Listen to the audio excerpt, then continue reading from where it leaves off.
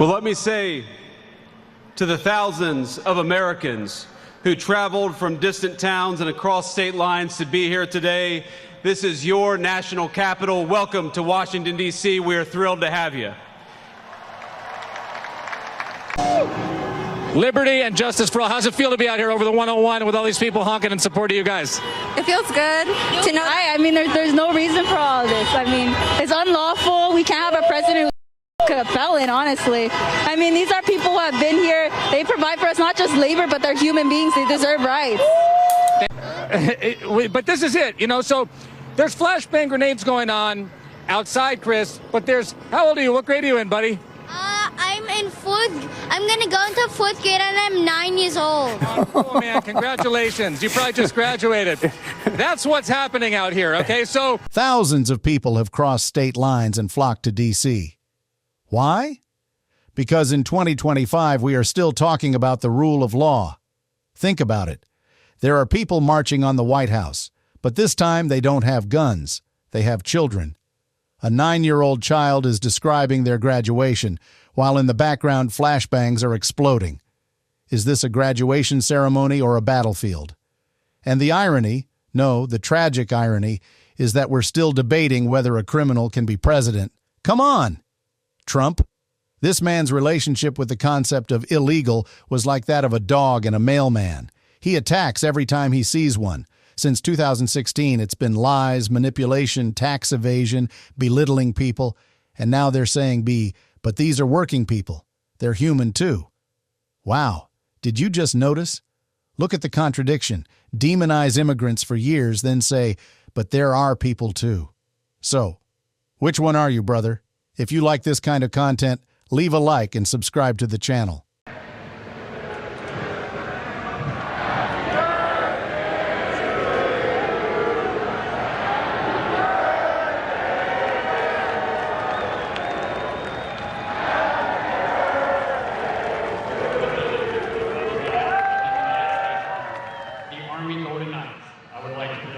This flag, which was flown over our nation's capital in free fall during the Army's 250th birthday celebration.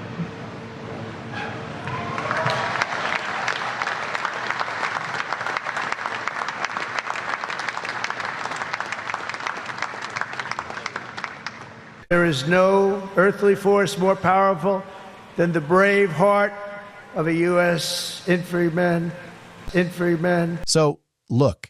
He says, there is no earthly force more powerful than the brave heart of free men. Which free men are we talking about here? The protesters being beaten with batons outside right now, or the men who disregard the law and work for their own benefit? Because if it's the latter, which is most likely the case, then this sentence is pure Hollywood nonsense. Fancy phrases, lots of flags, a bit of military fetishism, classic Trump style. It's easy to imbue a piece of cloth with sanctity by saying, this flag flew over the Capitol, but talking about the injustices that took place under that flag. That's where the silence lies. Because does decorating everything with flags make it more legitimate? Look, he says free fall, but who is really falling? Workers are falling, immigrants are falling, democracy is falling. Is there any free man left? So if this is freedom, excuse me, but we all need handcuffs. Another request for DoD support to transport ammunition, quote, to authorize military forces to detain or arrest American citizens, to provide DHS with military drone surveillance support, and to have the Marine Corps advise DSH on running joint operations. Is it your intent to approve these requests, all of them? Well, Senator, we very much support President Trump's focus on defending the homeland on our southern border, as well as supporting law enforcement officials doing their job in ICE in Los Angeles who deserve not to be assaulted, accosted, and rioted while rounding up one of the 21 million illegals allowed in as an invasion under the previous administration. Are you prepared to authorize DHS to use drones and also to authorize military forces to detain or arrest American citizens? Senator, every authorization we've provided the National Guard and the Marines in Los Angeles is under the authority of the President of the United States, is lawful and constitutional. They are assisting in defending law enforcement officers and law enforcement facilities. So the answer is yes. In the execution of their job. The answer is yes. In the city of Los Angeles. How are you paying for this? Is this done on a reimbursable basis by the Department of Homeland Security, or is the Department of Defense paying for this? As we mentioned yesterday, a lot of this we are paying for, and some will collaborate with DHS on. And how is that done given a CR which restricts your spending dramatically? What are you taking from? Readiness? Well, as we acknowledged, and I can pass to my colleague Bryn, who knows the details on this, but in 2025, where we took from, we have completely refunded and then some in the FY26 budget. Your whole ethic seems to be revolving on the lethality of the military force. How is this operation with Marines and National Guardsmen improving their lethality?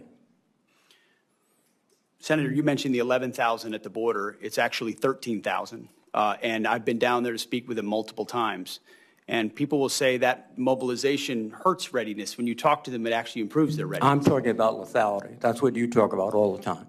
Readiness and training and accountability is all part of lethality. No, that's right, training. The more ready you are, the more capable you are, the more accountable you are, the higher your standards are. It all makes you more lethal. And the mission in Los Angeles, as you know well, sir, is not about lethality. It's about maintaining law and order on behalf of law enforcement agents who deserve to do their job without being attacked by mobs of people. And so we're very proud that the National Guard and the Marines are on the streets defending the ICE agents, and they will continue to do that. Law and order is a civil function under the Constitution of the United States. From transporting ammunition with DoD support to arresting American citizens with the Army, there is a wish list on the table. What is this, a Call of Duty scenario? Drones, Marines, ICE agents, they're all on the streets. Where? Los Angeles. Because 21 million immigrants have been labeled an invasion, thanks to the previous administration. Always someone else's fault. With this mindset, they'd even drive a tank into the Starbucks line in the morning. It's constitutional, they say. Give me a break. The Constitution exists to protect the people from the state, not the other way around. But for the Trump crew, everything is the military. Everything is a threat. Criticize them? Mob. Protest? Rebel. If you keep thinking like this, you'll end up recognizing democracy by its tracks. Oh, and they ask, does this operation increase the lethality of the military? Excuse me, are we trying to make it lethal, or are we trying to build a rule of law? Which one? Choose so we can finally know. Civil enforcement, law enforcement authorities, not the U.S. military. And there's plenty of precedent for the U.S. military supporting law enforcement officers. What your military is doing right now is laying concertina wire, guarding buildings, maintaining vehicles for other services. This is not only, I think, illegal, but also a diminution of the readiness and the focus of the military. But let me change course a bit. There's a general understanding that you have taken possession of this Qatari aircraft, the 747.